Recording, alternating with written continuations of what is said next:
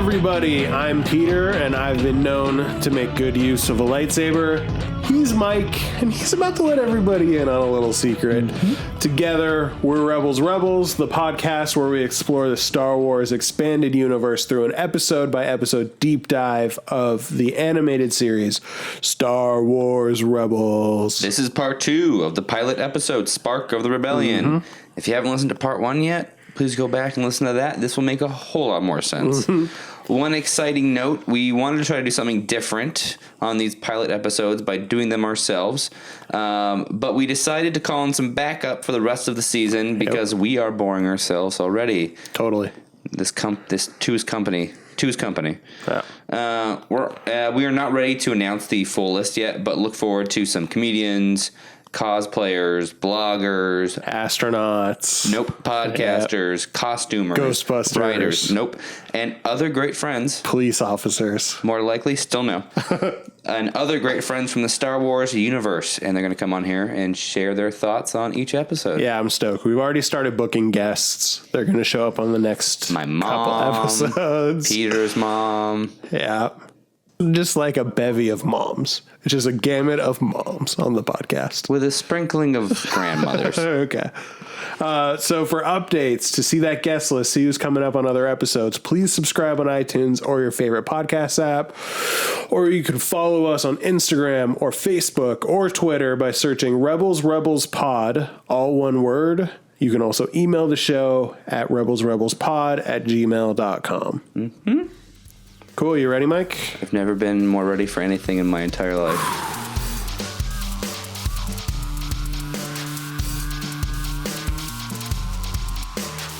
Season 1, Episode 1, Spark of the Rebellion, Part 2.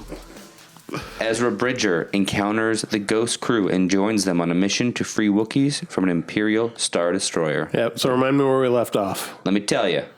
Where we left off was the Ghost was just leaving Tarkin Town, taking Ezra with them to find an Imperial transport ship that is transporting illegally Wookiee slaves. And some would say immorally. Some would say. I don't know if you I would. don't say. Oh, yeah, okay. I could see it in your eyes. So there's an opening shot, and it's weird that they keep doing this. Yeah, because on my edition, the right one, the Blu-ray, the Blu-rays, which is wrong. But they look so good. The first shot you see, it's like 3 seconds of the Star Destroyer, the Lawbringer. Yep. And you see the Ghost kind of hovering up into it. Yeah, and in my edition, which is the right one, the one that was on TV, you don't see the shot. It's like 3 seconds. I don't know why they would put it in the Blu-ray, but not on TV. Context. Yeah, weird. But so we see the Ghost coming up, and it's attached to a Gazanti-class cruiser. I thought this was a new ship, but I did some research, and you see one actually taking off in the background of Mos Eisley before the pod race in The Phantom Menace. Or wait, no, that's not Mos Eisley. It's no Mos Espa? Mos Espa? Mos Espa? Did I make that up? Is Mos Espa a place? I don't know. You see it in Tatooine before the pod race. So a little history. They were first released 10 years before the Clone Wars, and then they were used by a bunch of different factions. They were pretty popular. Notably, a lot of spice miners and gangsters used them. But after the Imperials came to power, they converted them into troop transport. So we'll see this throughout the series. It's kind of cool. They attach things underneath them. So you'll see in this one, it can either hold 4 TIE fighters, or 2 AD-DP walkers, or 2 AT-AT walkers, or you can mix and match. Sometimes you feel like a nut. Sounds like Kenner's behind this one. Yeah. So probably a bunch of different configurations so they could sell some toys. Yeah. I mean, I'd buy it. Actually, I literally read that it was just something that they put in the background of... What is it, R2? That was I've been outed as a nerd through my text messages. Oh my gosh, silence your phone.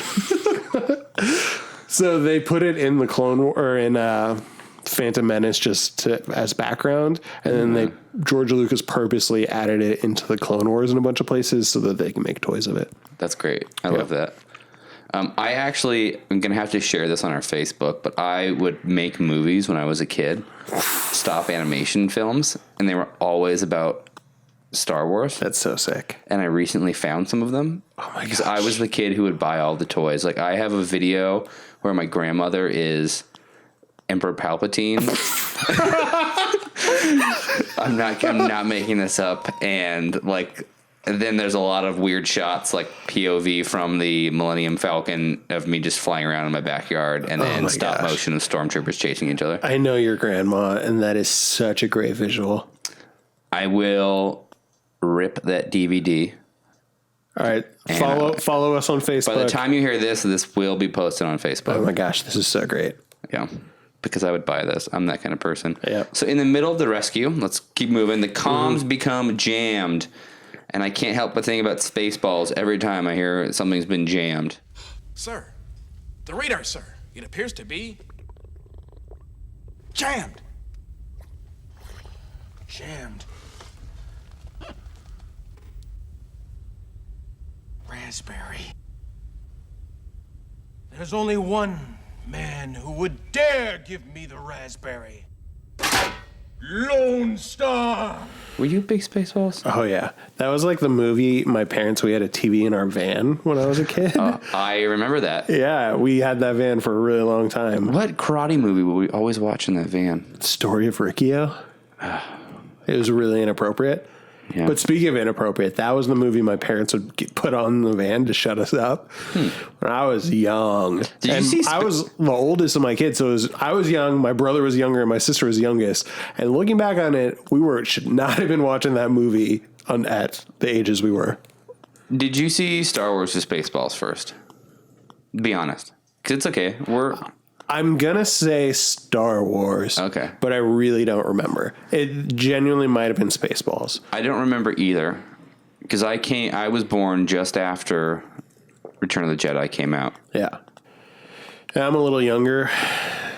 So I don't know what I saw first. It was a while since Jedi was out of theaters. I know that the first Star Wars movie I saw was Return of the Jedi. And it was, my dad recorded it on a VHS tape off of the TV.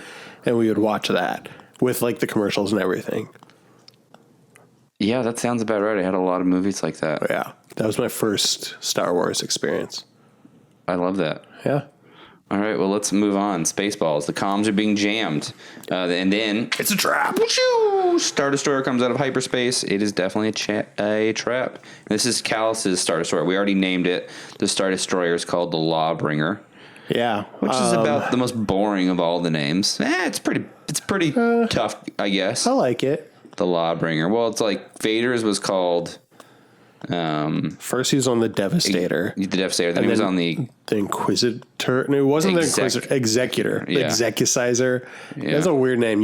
I thought it was the Executioner for so long, and I thought that was so dope. No, it's just an administrative. Yeah, but it's like Executor. This is where you go to get your wills done. Yeah. So, okay, the Lawbringer. That's pretty cool. So I thought this was kind of interesting. There's a young adult book called The Rebellion Begins, and it's kind of a novelization of this episode, but they add in like some stuff before. And one of the things they add in is that Callus wasn't the original captain or wasn't in charge of Lawbringer. It was someone who, excuse me, this is going to be a running theme. I'm terrible at pronouncing names. Oh, me too. So Thank this is God. bad for a Star Wars podcast. But the captain of Lawbringer, his name is Hiram Zat-Tyre. And he's a loyal Imperial, but he had a son that was critical of the Empire, and Callus found that out, so he held that over Zat-Tyre's head and kind of stole Lawbringer from him. So Zat-Tyre is still the captain of Lawbringer, but Callus is the one who gives all the orders. And so Lawbringer used to be just hovering outside of orbit of Lothal, but Callus didn't think that was intimidating enough, so he orders him to bring it into orbit and hover over Capital City. And that's the very first shot of the series. Yeah. You see Ezra, the Star Destroyer, coming into orbit. Oh, interesting. Yeah, isn't that weird? And that's all in that book. Yeah. The Rebellion Begins. Mm-hmm. I might have to check that out because I just finished, like I mentioned last episode, that I just finished Star Wars A New Dawn. Sick. The book about Hera, and I'll talk about more about that later. Cool. But yeah, so Ezra is then convinced by Hera to board the transport to warn Kanan, Zeb, Sabine, and Chopper. And he has that weird line, like you had kind of mentioned that you love the way their eyes look in this show. This is one place where you can really notice it. When you're trying to animate anything or draw or make a sculpture, a lot of people say like the key to it is the eyes. Like if you can get lifelike eyes, then it really makes things exactly. Yeah. And they do such a good job on it. It's subtle, but if you look at just like Ezra's thought process, you can see exactly what he's thinking on his eyes, and the eyes are always darting around, and they're really expressionful, if that's a word. I really love it. And the other thing that they do, expressive. And the other thing that they do, which is really cool. Wait, go back and say it right. Expressive. Okay, so this is going to take forever, so let's just keep moving. Okay. So the other thing they do that I think is really cool is everyone has really interesting eye color. Yeah. There's a lot of like teals and bright blues and greens and purples. Who has purple eyes? I don't know, but it's dope. Sabine probably has purple eyes. I'm just guessing. Probably. I think so. There's even characters who have brown eyes. I think like Kanan has brown eyes, but it's like just for some reason. These are like green. These are like weirdly green. But notice the brown eyes too. For some reason, like brown's so boring, but they find a way to make them pop. But it's so beautiful like a in milky this show. Espresso. It's like a milky espresso. So check out the eyes. It's great in this show. Kudos. Yeah, check out the eyes, people. So when Ezra is convinced by Hera, he has that weird line where he goes, and at first it kind of confused me. He's like, oh, believe me, I don't want to do this. I don't want to go in and like save my friends. That's why I can't believe I'm doing this. And then he like runs to go warn them. We should run now while... You don't mean that. I do, I swear I do. Which is why I can't believe I'm doing this. I can. And at first that line threw me off a little bit. Because I'm going to be honest, that's some pretty deep introspection. Yeah, I go back and forth because at first I was like, that's stupid, super cheesy. But then the more I think about it, there's some stuff there. Well, he's got some really honed self-reflection skills for a 15-year-old. Was the Force pulling him? He doesn't know why he's doing it. He's doing it because the Force is calling to him. I like that. Oh, that's good. Yeah. Yeah. I just thought about that right now. Unpack that a little bit. Unpack that. I literally just thought of it right now. So I'm wondering if he's literally saying, like, there's no chance in hell I would ever do this. I don't want to do this. Oh, that's rich. But the hand of the Force is pulling him. That's critical because it's analysis. his destiny. Oh, thanks. I've like been known that. to be critical. Yeah. Your hat looks dope. Dog. You know I'm self-conscious. All right, so Ezra runs aboard the transport 651, by the way, to warn them that it's a trap. And there are he like runs into the hallway where Zeb and Kanan are, and they're like, Zeb and Kanan are having this conversation. We're like, man, this is going so well. Yeah, and they're like loading bombs on the door. They're like, this is so easy. Yeah. And Ezra runs in and warns them, it's a trap. And they back away from the door, and Ezra like shoots his stupid slingshot at the door, and it explodes. Yeah, well, it cuts. They're loading bombs onto the door, and then it cuts to this really tight space where all these stormtroopers are crammed in like sardines. And ironically, like if Ezra didn't say anything, they would have just blown up that door and blown up all those stormtroopers. But instead, he warns them, and they're like, "Oh, okay." And then the stormtroopers come out and start shooting them. I just wonder if the stormtroopers are like, when they're waiting, are they allowed to have? I mean, they're not allowed to have conversations in there. But there's like 20 stormtroopers packed into a closet. I wonder if they're just like giggling, like they're about to surprise someone on their birthday. Like, this is gonna be so good. It's like when you're at a sleepover and you can't sleep, so you're just like giggling. It's like, oh my gosh, TK427, like stop it, you're so funny. Yeah. I mean, because I can't imagine we're gonna get in trouble. Because I can't imagine or are they like pumping each other up? Like, come on, dude, we're gonna do it. Come on, Timmy. I don't know. Yeah. So So they escape. Well, they don't really. Him warning them was all for naught. It seems so like. you hinted at it before, but I heard you got opinions about the slingshot. I just don't like it.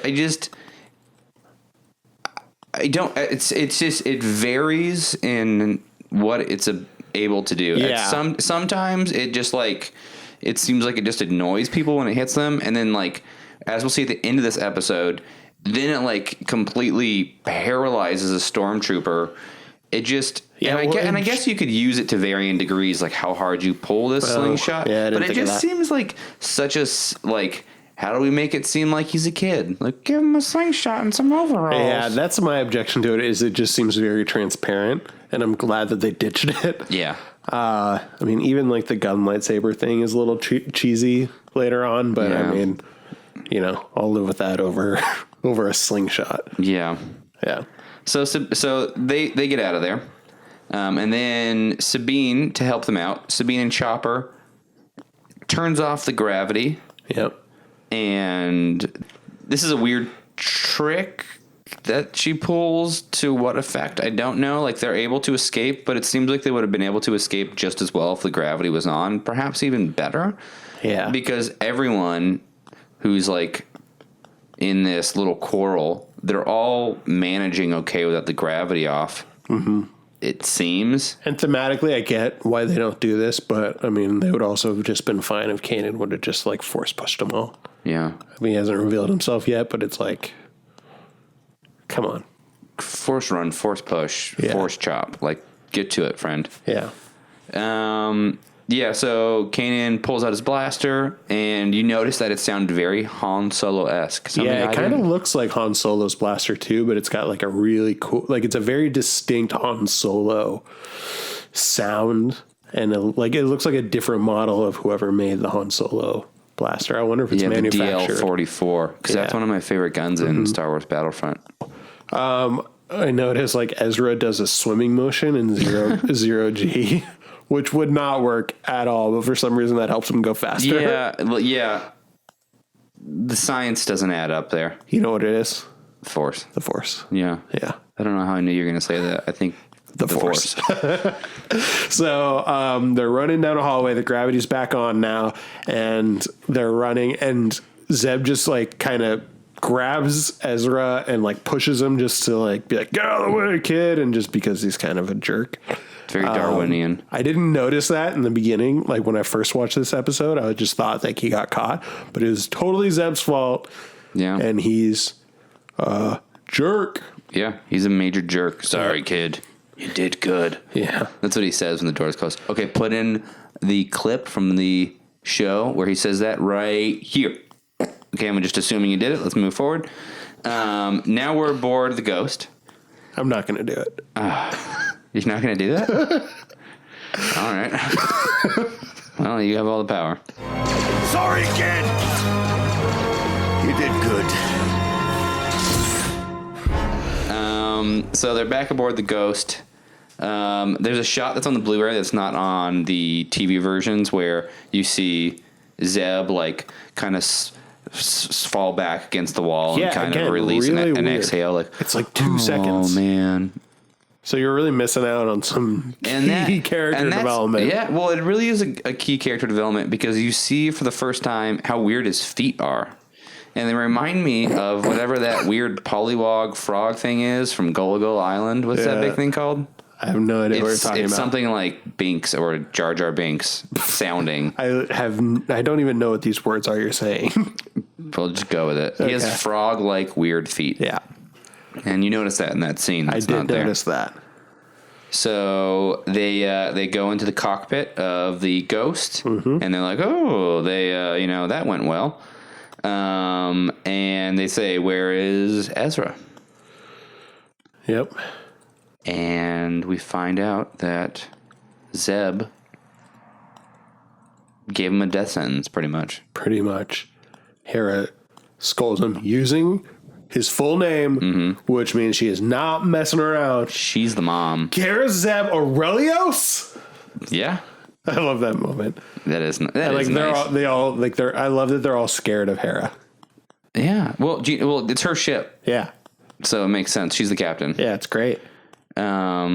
So then they have to hold a vote to see if they feel like they should go back and rescue Ezra. This is an interesting moment too, this like little vote, because there's... So let's break it down. So Hera and Chopper say yes. Which, by the way, how do we know Chopper is? Because Zeb has to ask, what did he say? Like, what did he say? Yeah, And Hera could have just been lying. He could have been like, "Rah, rah, rah, rah, rah, rah. No, let's not go back for him." And Chopper, Hera's like, yeah. "Oh, he agrees with me." Chopper could be a total D-bag. Yeah. I mean, he proves out that he kind of is, but that's what I'm wondering. Why would Chopper want to go back for Ezra? He doesn't care. I was learning to love. So Hera and Chopper say yes. Sabine and Zeb say no, and Kanan is the tiebreaker. What do you think he's going to say? I think he says, "Let that kid rot." No, it's not what he says. He says, let's go get him. How heroic. I love that Chopper gets a vote. I think that is very progressive of them. Yeah. You know, because droids can't do a lot in this world. Also nice that it's a democracy. Yes. It's very nice. So what happens when they bring Ezra on, and now it's 6 people, and there's a tie? Then Chopper's not going to get a vote. He's going to go back to That seems second-class very citizen. unprogressive. That right there is voter restriction. Mm-hmm. And I do not approve of that. I agree. I just want that on the record. So the next thing, we're back on the Lawbringer.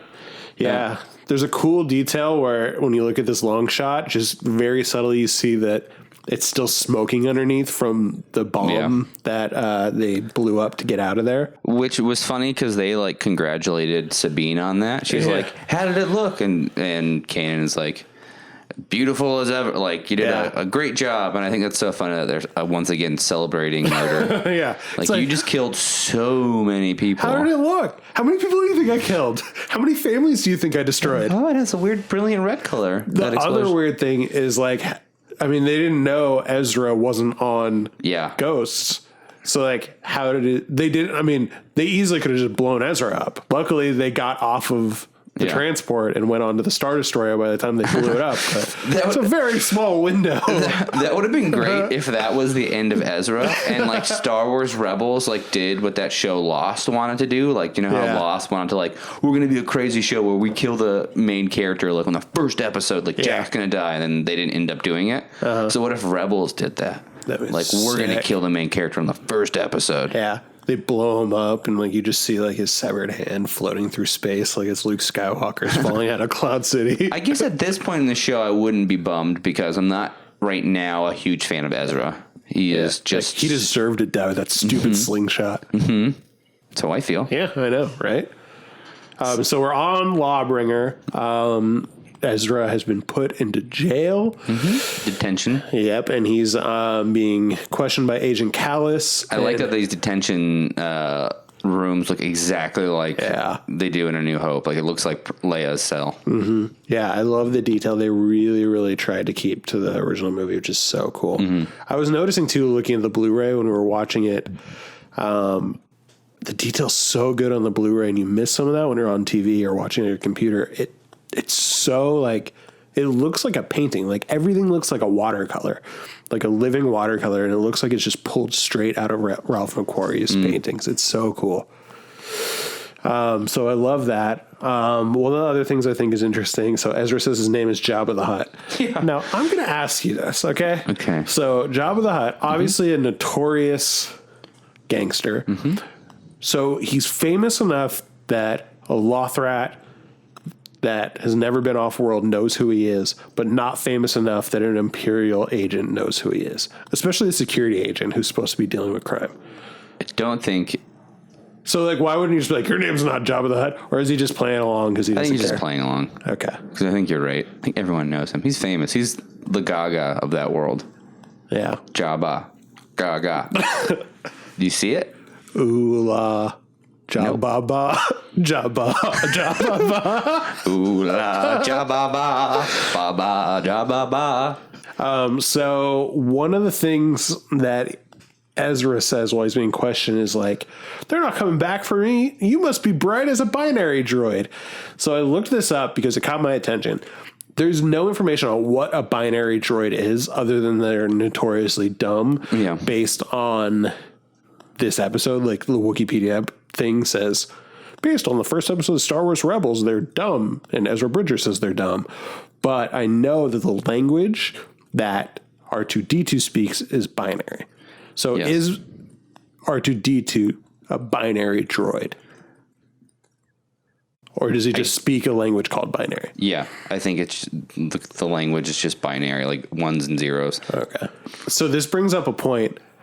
I have a long-running theory that R2-D2 is actually dumb. I don't think he's the hero that people think he is. If you go back through the series, name one thing that he does on purpose to save people. Shoots Luke's lightsaber out of his face when Luke is on the skiff. But that's not like, that wasn't him. Like Luke just programmed him to be like, hey, be my lightsaber holder. And just when I tell you, shoot it up. Everything else he does on his own is like making elevators go the wrong way, or in like Phantom Menace, he like spills all that oil, then like ignites it with his. Yeah, but for the most part, he's like not stopping garbage compactors in the right time. Yeah. Like in Clone War or in Attack of the Clones, there before that droid factory, he like pushes C-3PO That just into proves the that thing. he's a jerk. All of these things I just think he's dumb and clumsy. I think it's all just been and people are just giving him weight. Maybe the people are so ashamed to say they don't know what he's saying. They're like, no, I know what he's saying. He's super smart. I know. Oh, yeah, I know what he's saying too. Yeah, he's super smart. He's a hero of the rebellion. Yeah, right. Yeah, right. So they're in this cell. Ezra's all PO'd, and the only thing that's left is this holocron. He calls it a piece of junk. He throws it across the room, and then he gets all sad and mopey. And then, Which can I stop there and say it's a that? little tingly. Well, I thought it was really funny when he threw that holocron across the floor, and it's like this piece of junk, because it reminded me again of Aladdin. Yeah. When Aladdin finds the lamp, and he's like, I thought I had the line here where he's like, oh, this worthless piece of junk, and he's like looking at the lamp. Yeah. And I was like, oh, another Aladdin parallel. Yeah, totally. So he's moping, and it starts jiggling and starts unlocking, and then a message comes out. Yes. And it is our good friend Obi-Wan. This is Master Obi-Wan Kenobi. I regret to report that both our Jedi Order and the Republic have fallen, with the dark shadow of the Empire rising to take their place. This message is a warning and a reminder for any surviving Jedi. Trust in the Force. Is that how we're going to say his name every time? Yeah. Okay, perfect.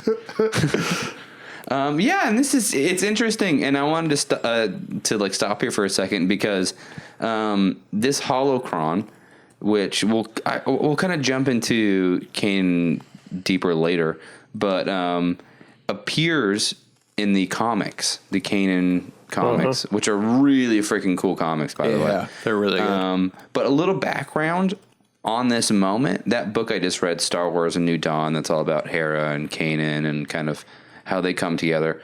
There's a moment in the beginning where when Kanan is a Padawan at the Jedi Temple on Coruscant, he asks Obi-Wan Kenobi if these beacons that they use to communicate with other Jedi, that are used to summon Jedi back to the temple, can also be used to warn Jedi not to come back.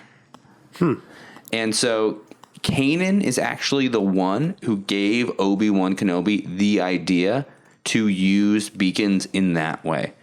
So when you see this happen at the end of Episode 3, Revenge of the Sith, when Obi-Wan transmits that message, the idea to do that actually comes from Kanan.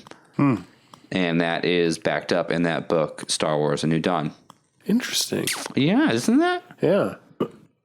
This is one thing I'm wondering. So the projection of Obi-Wan looks exactly like the hologram projections they use like on their regular computers.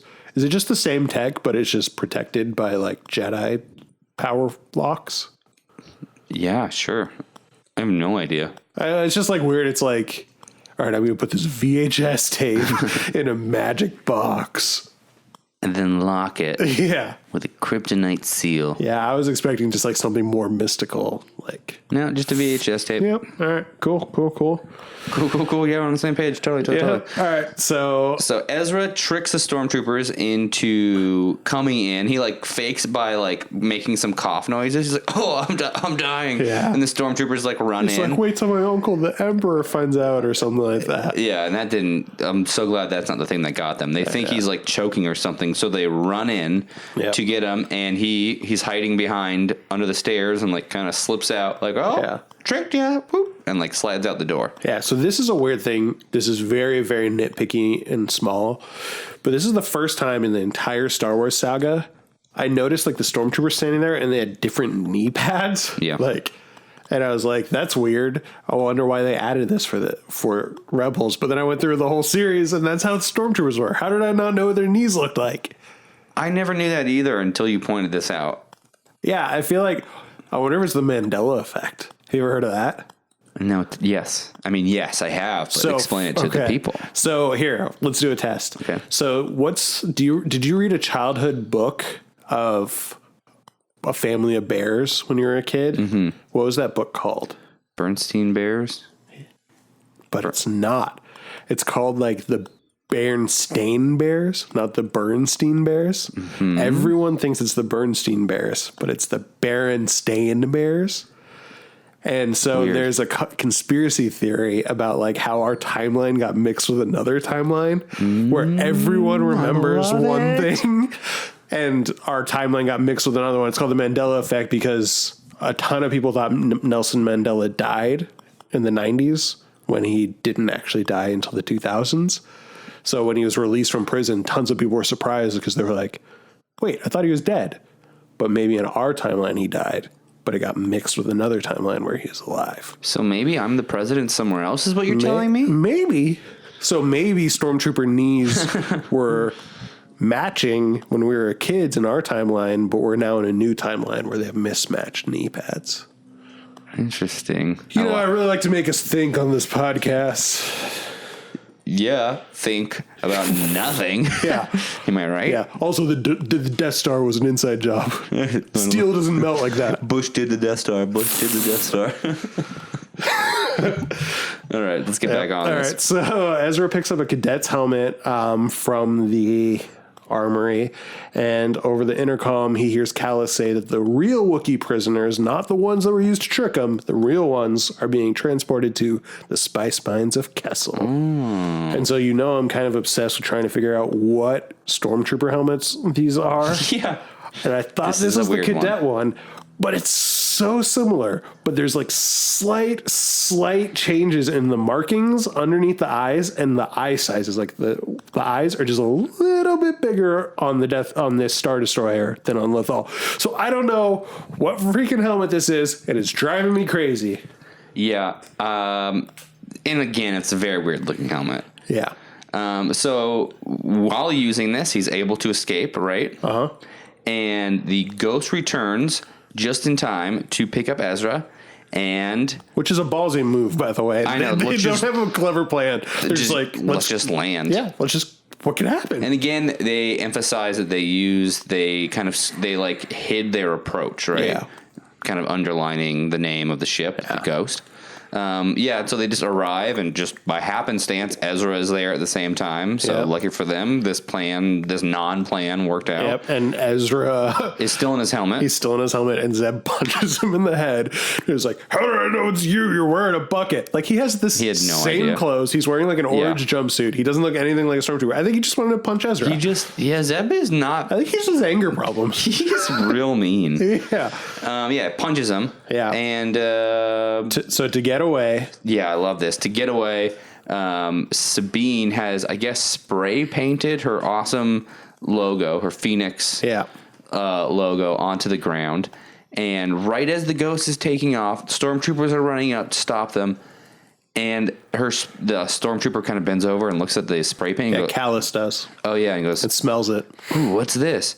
realizes it's some kind of explosive just in time for the ghost to take off and for that spray paint to explode. Yeah.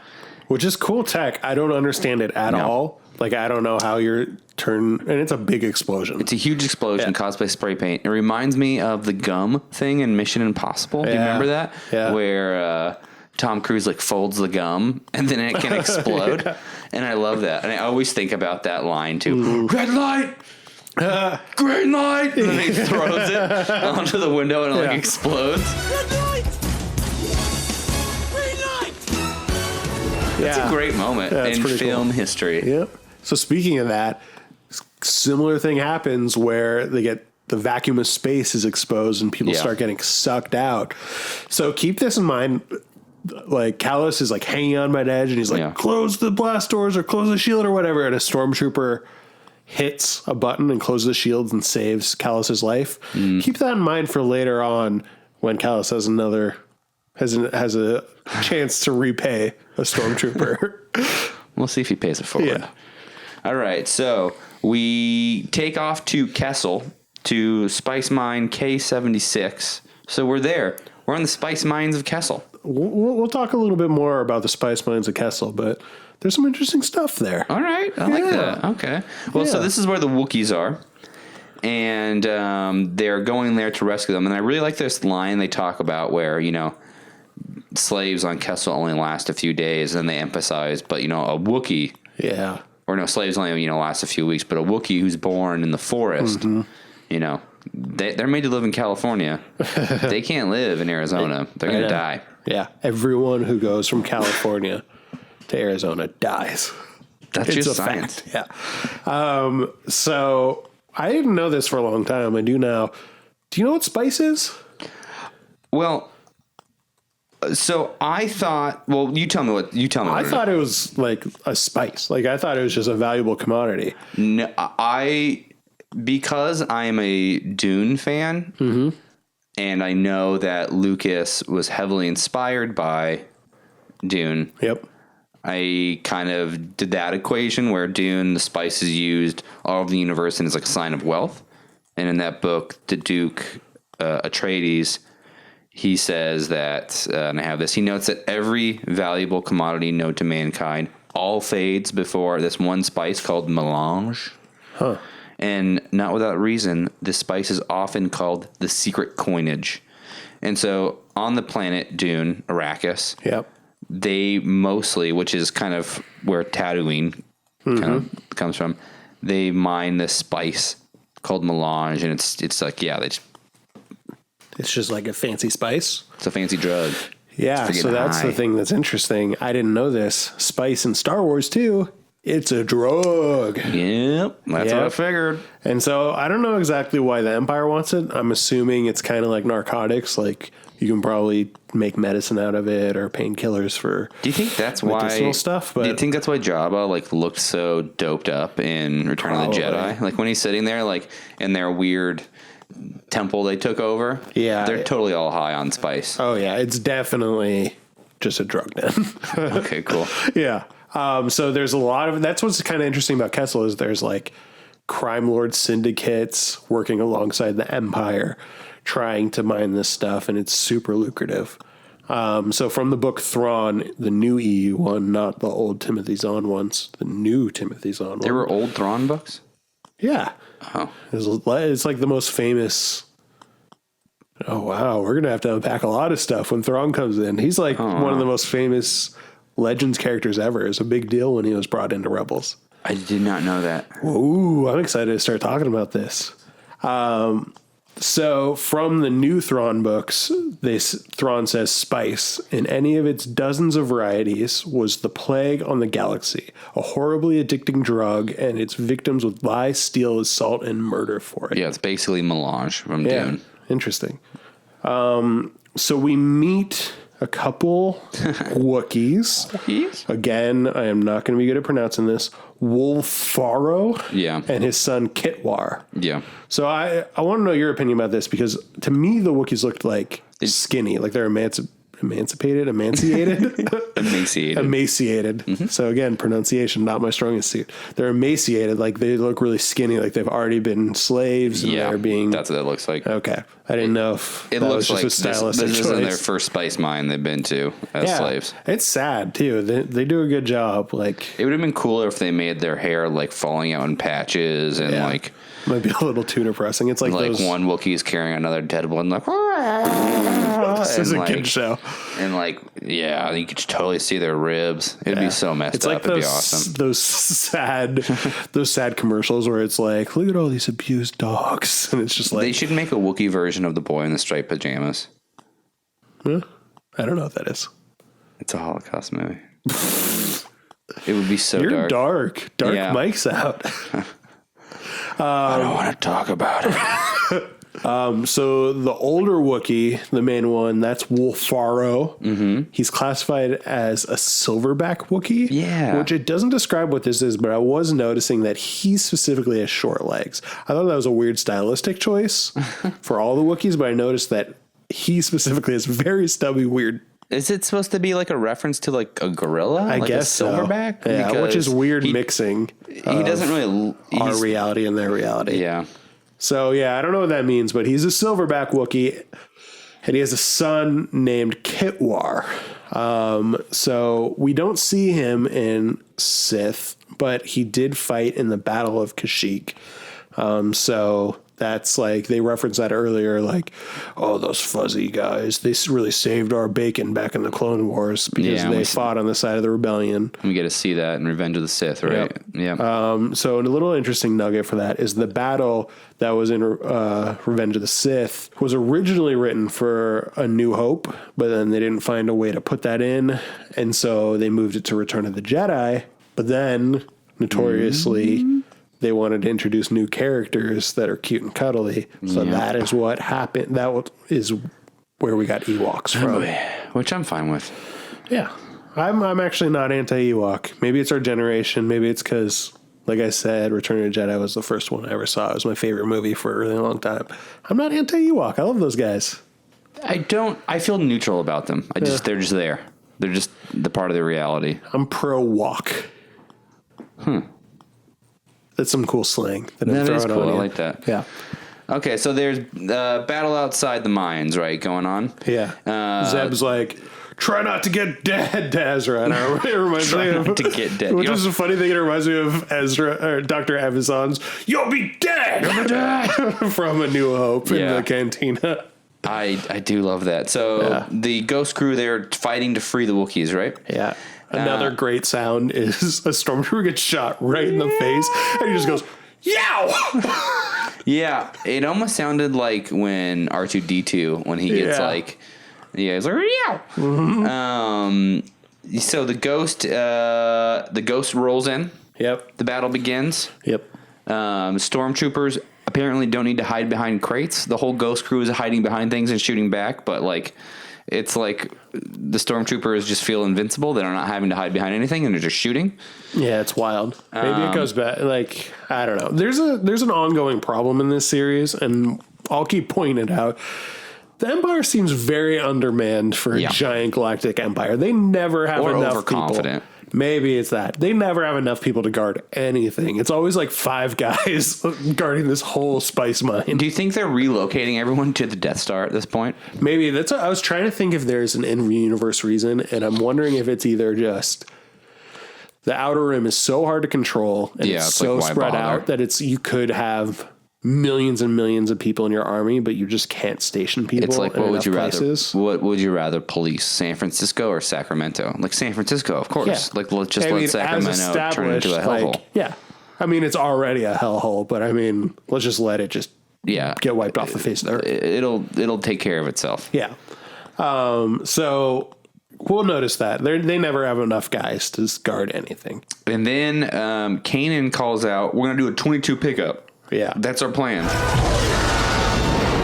I can't maintain position. Go! Lead the ties away and give yourself maneuvering room. I am not leaving you behind. No, you're not. We're running a 22 pickup. Seriously? You have a better option? Jump into the pit and get it over with. All right, I'll be back.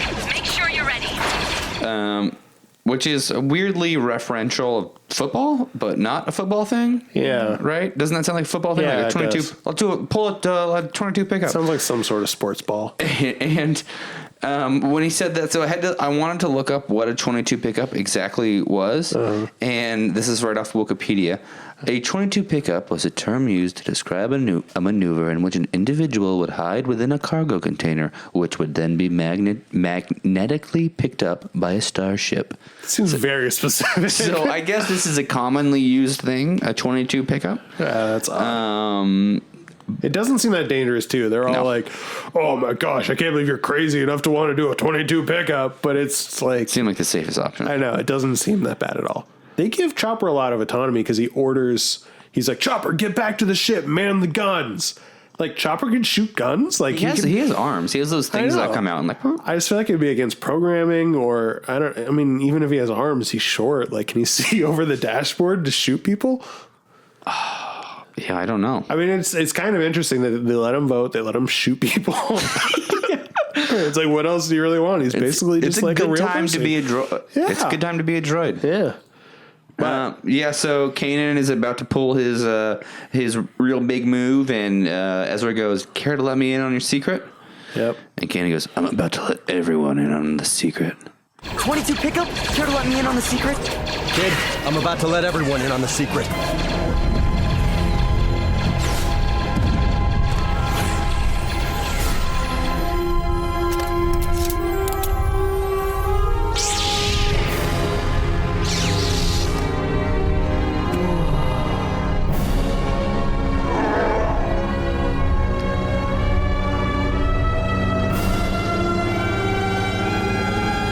Troopers, focus your fire on the Jedi.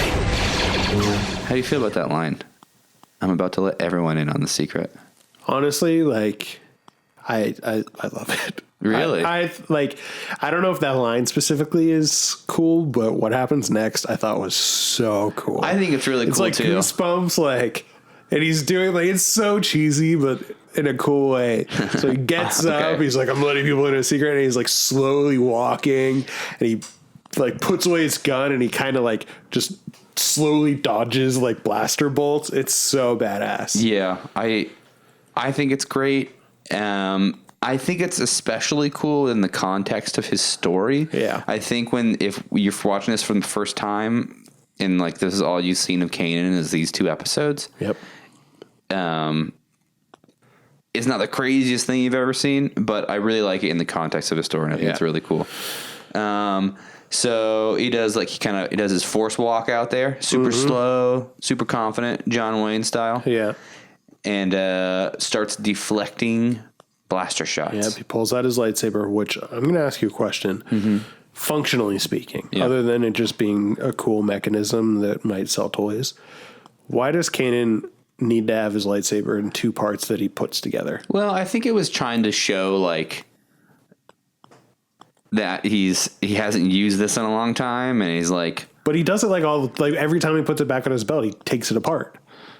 So it's like when it's not in use, it's 2 parts, but when it's in use, it's maybe it's like when you used to park your car and you would take like the plate off your CD player, and it's like, well, no one can use it without the plate, without the faceplate. Okay, so that's maybe what it is. Yeah, maybe it's like just in case someone jacks his lightsaber.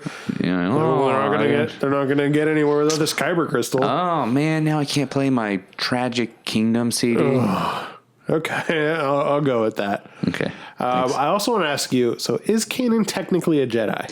No, he's he stopped at Padawan status. Yeah. Which he never passed the trials, right? Well, I'm going to stop you there. We're going to talk about that later. We're going to talk about that here in a couple minutes. But this is a cool line is, everyone stops because they're all it's like, oh crap, lightsaber, like super dramatic. This is cool.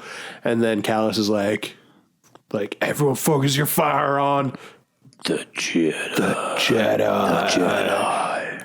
It's cool. It's cheesy, but I love it much. No, so I think it's great. Everyone calls him a Jedi. Oh, we'll get to it. I don't remember, but I was just wondering that because I don't know if he's got his credentials. No, you see a guy wielding a lightsaber as a Jedi. Yep.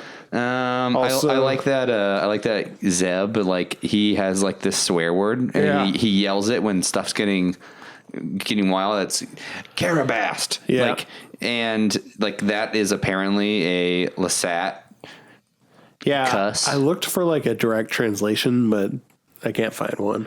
It reminds me of Anakin's Skywalker slams in the Phantom Menace. Like, I love saying, Scrony Dopot Slamo. Yeah. I've been trying to bring back Wizard. That's so Wizard, Mike. No one's joining in on that one. Scroony Dopot Slamo. So Carabast. Yeah. I don't know if Carabast is going to stick. It sounds a little too... Yeah. They did say it in Rogue One. Someone did. I don't remember who, but someone was, I think it was one of the pilots or something. It was like Carabast or something before they died. That's cool. I might be making that up, but I do remember it being in Rogue One, which is cool. Again, I like seeing Rebels brought into the greater. Yeah, I hope that's true. The greater universe. All right, so Ezra runs after Kitwar, the little Ewok. He runs off. Wookiee runs away. He's scared. His dad got shot, so he can't go after him. A stormtrooper starts chasing him. Stormtrooper's chasing a little baby Wookiee, and Ezra goes after him. And when they finally meet up, Kitwar is at the end of this really long bridge. It's very Star Warsy. Yeah, like a bridge with no end. Yeah, like a real prime Han Solo dying type bridge. Good place to die. It's a great place for death. It's like Kitwar, then the Stormtrooper in the middle, and then Ezra on the other side. And Ezra does like his first full-on crazy Jedi jump, and I paused it when he did this jump because I was like, that is such a big jump. And so I with my hand measured how big Ezra is. I was like, okay, Ezra's this big. He's maybe he's maybe 5 feet, right? And so then I measured out how far. I was I paused it. So at the zenith of the arc, I was like, okay, and I counted it, and I was like, so he's 20 feet high, and the jump is roughly 40 feet long. That's amazing. So that's a huge freaking jump. To take. But he jumps over the Stormtrooper, and like we said before, he shoots him with this slingshot that he has, and that knocks him off the bridge. Yeah, it knocks the Stormtrooper off the bridge, paralyzes him and knocks him out. Yep. Kallus comes back and corners him, and then there's a daring rescue.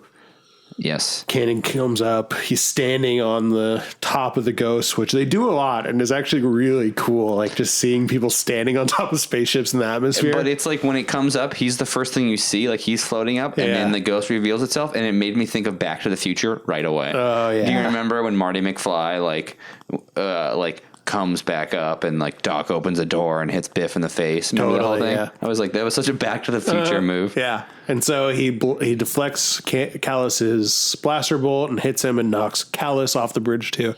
So this is where we're going to do a little callback. Remember, Kallus was hanging for his dear life, and he tells a Stormtrooper to be close the door. Then the Stormtrooper hits the button and saves Kallus's life. I'd like to think that this is the same Stormtrooper. There's a Stormtrooper hanging for his life underneath Kallus, and just some friendly banter. They're hanging on by a thread until they die. But he's like, you know what? I'm going to be a little positive Pete here. He's like, first Jedi ever seen, sir? And then Kallus kicks him in the face. Straight up kicks him in the face. Murders this dude. First Jedi you've ever seen, sir? It was brutal. I know. It was really funny, it's crazy. too. It was really funny. But it's crazy when you think of it in that context. In my mind, I was like, one less Stormtrooper. Yeah. I mean, he's like, you know what? This is a great opportunity for me to network, try to really sell myself to the upper brass, maybe get a promotion, be like, hey, sir, how's the weather out there? Bap, dead. I loved it. Yeah. I thought it was really mean. It really sold me on how brutal this guy is. I know. So we're back on the Ghost, and we see another word I'm not going to be good at pronouncing. Ozatuk anti-slaver gunship. That's what I would have guessed. Sure. It's a Wookiee ship. Wookiee transport. Yeah, and it says the interiors were made from Worcester trees, which is a Kashyyyk tree, with sap from the trees holding everything together with glue. So I'm assuming there's metal on the outside, but other than that, the ship is made out of wood and glue. Yeah, I read this comic series called Saga, and their ship is like a huge tree. And it's really cool. We get it. You're from the forest. Cool. Yeah. Yeah. But it's really cool in that comic. And when you wrote this in here, that's what this was made of. Yeah. I don't know. I really liked it. I think that's cool. Yeah, I mean it's interesting. I don't care. I don't really have a strong opinion. It's kind of interesting. Like I do like that it's a little different. I think it would be kind of weird if like all their houses were tree houses and they lived like in the forest, but then they had like these super fancy spaceships.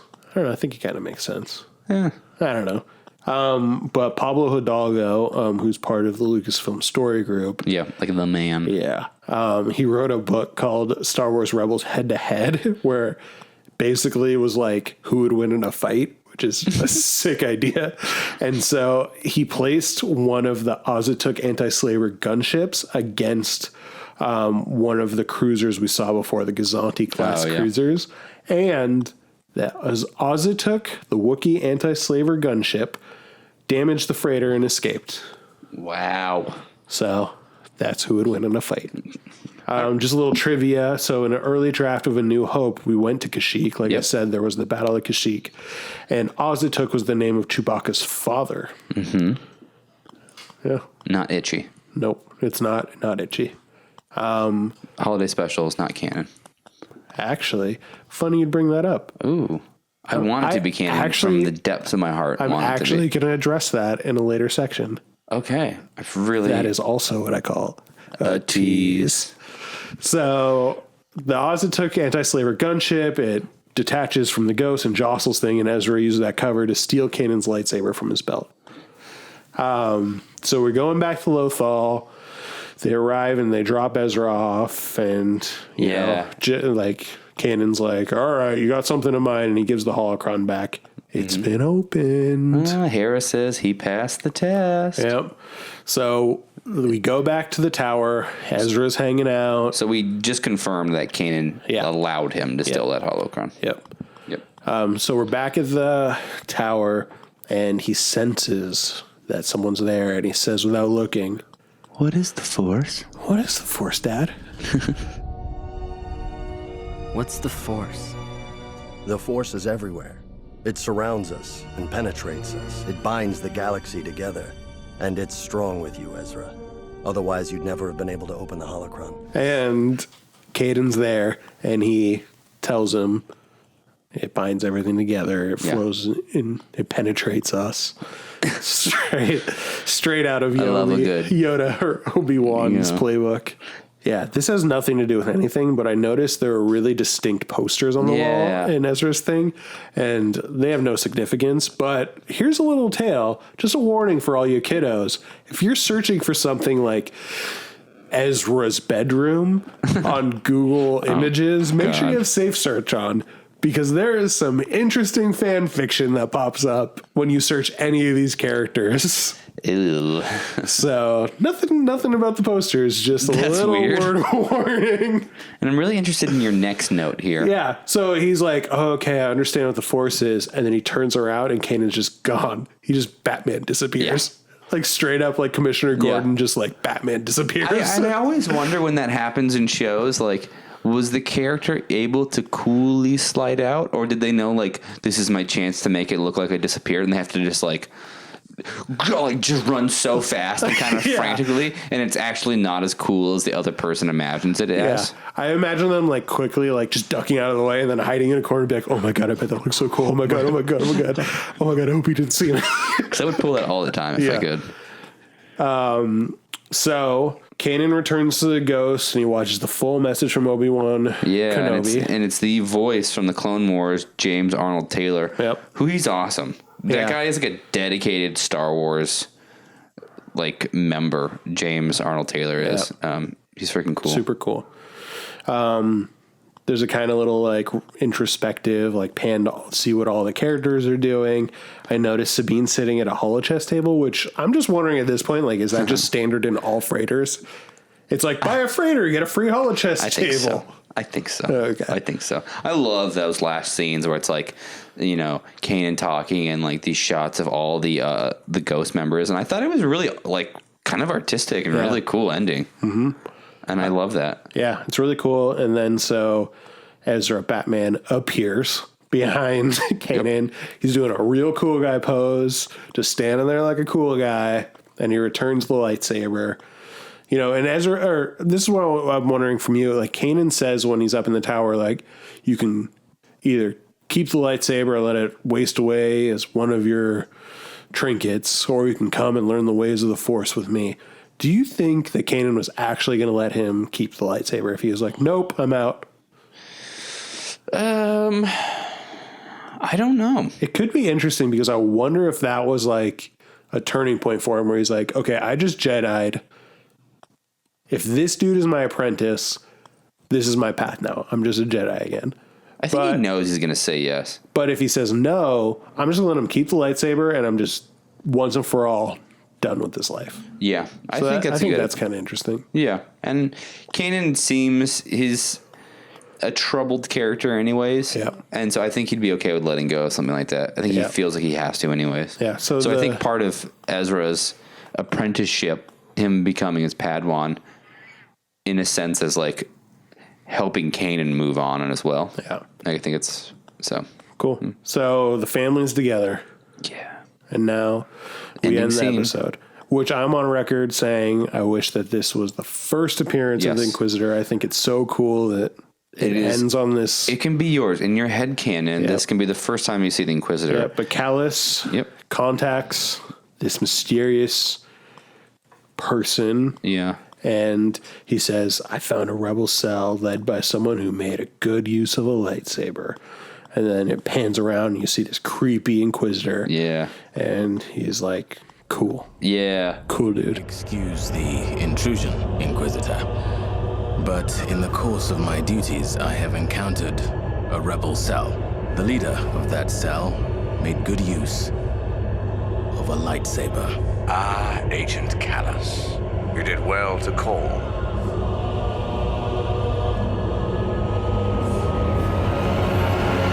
He looks cool. The Inquisitor looks cool, and he's voiced by none other than Jason Isaacs, a.k.a. Lucius Malfoy from the Harry Potter movies. Yeah. His voice is cool. Yep. Totally a great voice actor for this role. I think it's bad. Cool. Yep. Cool. So that's the end of the first episode. So that is the end of part 2. Yeah. Spark of the Rebellion. So what did you think about this episode? Part 1 and part 2 all together. All together? Well, I know we haven't really come up with a scale system, but my scale system in my head is like the worst thing in Star Wars to the best thing, in my opinion. And I know this is a subjective scale, so I want to know what yours is. But my subjective scale is on a scale of C-3PO was created by Anakin Skywalker to, which is the worst crap ever, to Luke gazing into the twin sunset on Tatooine as John Williams' binary sunset theme plays. It's just like the most magical moment in all of Star Wars to me. So how I would rate this episode on that scale? I'll call it like a speeder bike chase in Endor. Okay. Which is what it roughly translates to like a B+. All right. Cool. I like that. So you're putting me on the spot. I didn't have time to think about this, but my gut feeling, I would say worst crap. Worst bottom thing is Jar Jar Binks getting farted on by an Eope and be like, P, Yusa. Okay. And then best is, this is hard. I'd say, I'm saying best is the shot in Jedi where Luke dark sides out and he's like fighting Darth Vader and it's all like just his silhouette with the lightsabers flying. No, very film Empire. Oh yeah, I love that shot. Okay, so what do you put this episode as? Oh, I'm putting it as the lightsaber fight. I thought this was an A+.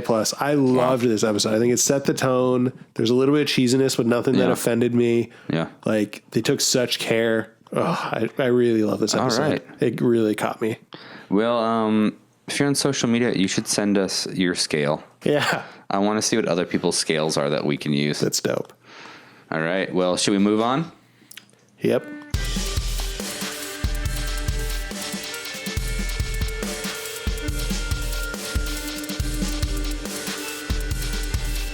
All right, Peter, it's time for another character portrait. This week, we are featuring Kanan Jarrah, or Kanan Jarrus, or Kanan Juris, or Kanan Jarrus.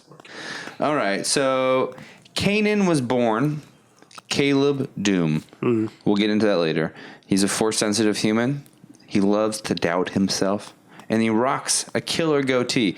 This may be proof that he loves the Dave Matthews Band, is a novice hacky sack player, owns 3 or more pairs of cargo shorts, minored in Afro studies, dabbles in drum circles, and orders sangrias no matter the weather or reason. I think you have a similar goatee thing going on too. I don't have a goatee, but he rocks a goatee. Yeah, none of that's true. Yeah. Caleb Doom, D-U-M-E, was born 33 years before the Battle of Yavin. So around the time this is happening, he is about, 30? Oh, he's like 28. Oh, he seems older than that. But he's about 28. Huh, interesting. When I thought he was older too. When this is happening. During the last years of the Galactic Republic, because he went straight from his home world to the Jedi Temple on Coruscant, where he would be raised as a Jedi, he never knew his parents. We also don't know where exactly he's from, but there is considerable fan speculation that he may be from Lothal. Why this is significant? He may have some connection to Ezra. I don't know. That's just fan theory and speculation. We don't know who his parents are. We don't know where he's from. Interesting. So fans have kind of gone crazy. I don't know that I'm crazy about he's from Lothal. I don't think that's consequential at all. Like maybe that means he's connected to Ezra, but I don't know. It'd be very Star Warsy, but I also kind of hate that because it's kind of like how they think Rey needs to be someone's daughter because Luke was someone's son. Like, it could just happen once and it could be fine. Exactly. So I'm okay with not knowing Caleb's, background. He was trained at the Jedi Council on Coruscant. Here are some cool interactions he had as a initiate. Initiate is what you are before you're a Padawan. And as a Padawan. As a youngling, he met Jedi Master Illuminari Unduli once. He remembered her as brave, compassionate, and disciplined. He often heard Grand Master Yoda say, "Do or do not. There is no try." That refrain. So that's where he recognizes that from. I recognize that too. That doesn't make me special.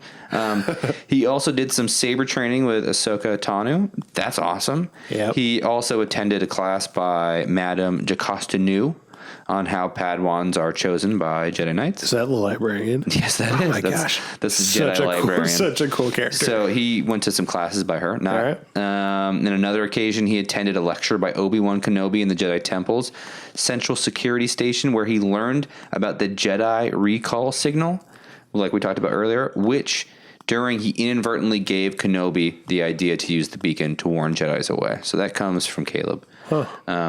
One day away from the initiate trial. So before he was a Padawan, he had to go through the initiate trial. So he's pretty young.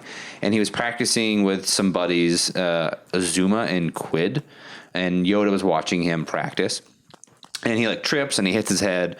And so Yoda says, go to the medical bay. So he goes to the infirmary. He's healed. No big deal. As he's leaving, he sees Master Depa Balaba recovering in a Bacta tank. And he feels this weird connection with her. And this is all happening in those comics, by the way, which are freaking awesome comics. And he feels this connection with her. And in that moment, she wakes up and she sees him. And so eventually this leads to her taking him on. More stuff does, but she takes him on as a Padawan. So he moves from the initiate trials into a Padawan status. And Balaba instructs him in the ways of the Jedi. I'm not going to talk too much more about this. Just read the comics. They're amazing. But Kanan, eventually Caleb, he enters into the Clone Wars with Balaba, and this happens in the comics. And then Order 66 happens. Balaba dies protecting Caleb. Caleb's able to run away, and then kind of moves into goes into a life of hiding on the planet Collar, where he meets the smuggler Janus Casimir, and he's this Caloran. He's the native of Collar, and he's it's a cool character design. It's a species we've never seen in any movies. No, and it only appears in this comic. And at first, when I thought I was reading it, he was a Lasat, because he looks kind of like Zeb, but then he also looks like a Togruta, which is what Shakti and Ahsoka are. Yeah, but he's really more reptilian. And the best line from the Wikipedia entry about these is they have no apparent need for footwear. So, anyways, this guy Casimir trains him to become sacker. Hacky sacker. Casimir trains him to become a smuggler, a thief. Takes him, teaches him how to be a pilot, basically to live a life as not a Jedi. So Kanan's in hiding. Really quick, New Dawn, the book that highlights Kanan's and Hera's relationship, or not the relationship, but how they came together. It's like there's this intersection where Kanan, after getting caught up with the rebellious group that has Hera involved in it, Kanan helps her prevent Count Vidian from destroying Cinda, this planet in the Inner Rim. And then during the conflict, Kanan makes the decision to stay with Syndulla, with Hera Syndulla on the Ghost, because he reveals to her that he's a Jedi, because in this moment where she almost falls off a bridge, Kanan saves her. And later on, according to Wikipedia, he develops a romantic relationship with Syndulla, but I'm still not convinced of it. Have you been watching the new season? So I'm intentionally not watching season 4. Okay, we'll get to that in season 4. I'm intentionally not watching season 4 because I want it to. When it's released as a whole, I'm going to watch it. Yeah. It's like one of those things where I'm not ready for it to be over. It's like I've seen every episode of Battlestar Galactica, and I don't get this. This drives me freaking nuts. I've seen every episode of Battlestar Galactica, but the final episode. Oh my gosh, we used to watch this show together. We watched every single episode, and then he wouldn't watch the end with me.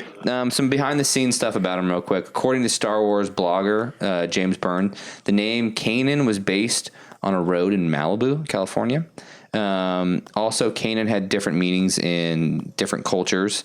The word, it can mean friend, forest, or guide. In Arabic, the word Kanan means trader or merchant.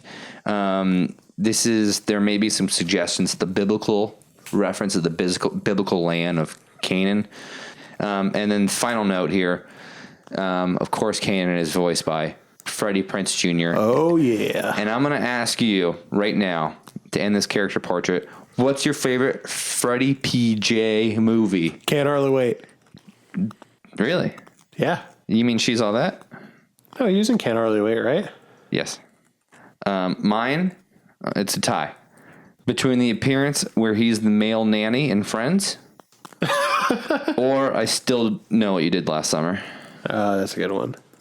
No, I Know What You Did. I Still Know. So that's Kanan. Are you looking up right now that he's in Can't Hardly Wait? I know. I'm really nervous about it. Because I'm like, part of me is like, is he in Can't Hardly Wait? Nope, not in it. He's not in Can't Hardly Wait. That's why I was you mean She's All That? Because She's All That, Can't Hardly Wait, 10 Things I Hate About You all kind of blur together for me sometimes. Yeah. So let's see. So I don't like She's All That very much. So what's your other favorite Freddie PJ movie? I'm going to say Scooby-Doo. Great. Okay. All right. Well, thank you for listening to my character portrait. Thank you, Mike.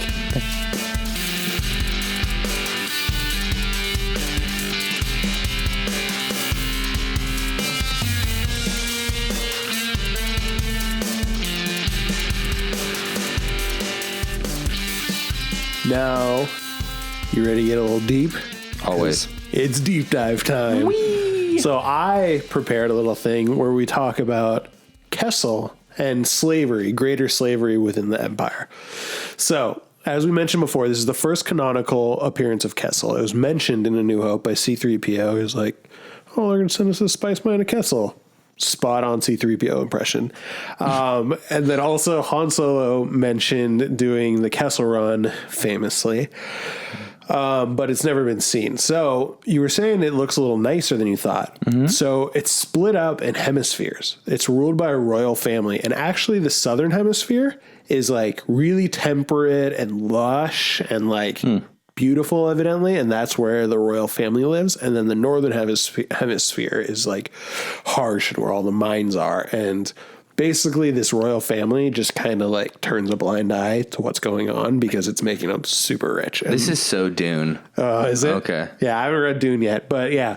So the majority of spice mining, which we said before is a hardcore drug is done by slave labor, like basically all of it. And Kessel's mines are exceptionally harsh. So back in the Galactic Republic days, it was outlawed. But because the Outer Rim is so far out and hard to police, it still went on. Famously, Anakin was a slave on Tatooine, and they even put a device in him that would explode if he tried to escape. That's the best part of the movie. Yeah. So after the Galactic Republic is gone and the Age of Empire comes around, slavery becomes more institutionally common. So they don't care. They actually partake in the slavery. So particularly among alien species.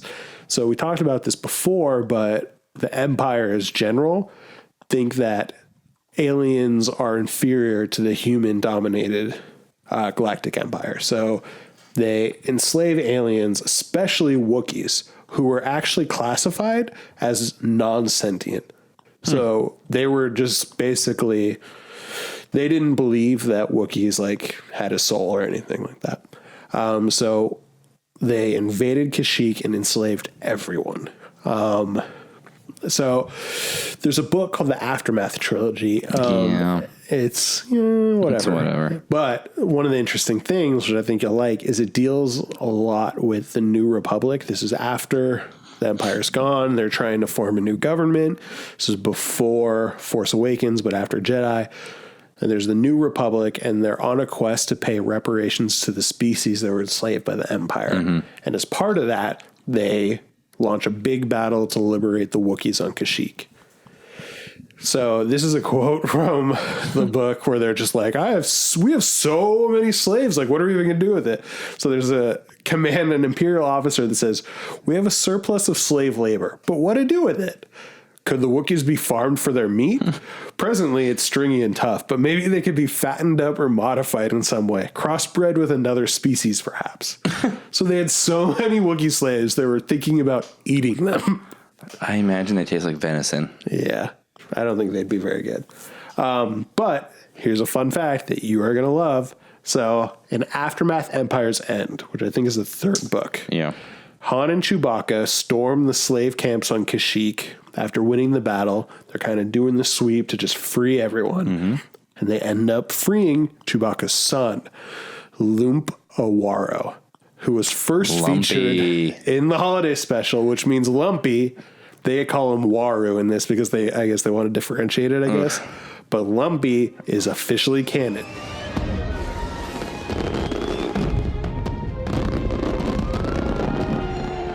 Not only that, but they mention Chewbacca's wife, Mala.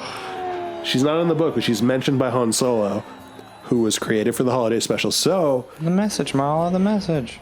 I think that means the holiday special is canon. Holy crap. Life Day exists. Yeah, I'm going to insert celebration music right now. Oh, Life Day is real. Yeah, so even during the New Republic's ban on slavery, some of the shadier places in the universe still practice the trade. So, for example, in the Poe Dameron comic, there's a First Order Security Bureau agent named Tyrex, and he has tons of slaves. But I thought this was interesting, and I kept it in here because, notably, Captain Phasma disapproves of ownership of slaves because she thinks the First Order is purer and stronger than the Empire. Yeah, and I just read her book, and it totally coincides with her beliefs. Oh, yeah. So I think that's kind of interesting. I love that. Yeah. Well, thanks. Thanks for listening. We're a new podcast, so please tell your friends to leave us a review on iTunes or your favorite podcast aggregator. Connect with us on social media by searching Rebels Pod on Facebook, Twitter, Instagram. Shoot any questions to Rebels Pod. We're on Twitter, too. That's what I said. It's at Twitter. If you like dad jokes, connect with us on Twitter. I already said it, man. Yeah. And until next time, be brave out there. Don't look back. Don't look back. Bye, everyone. Bye.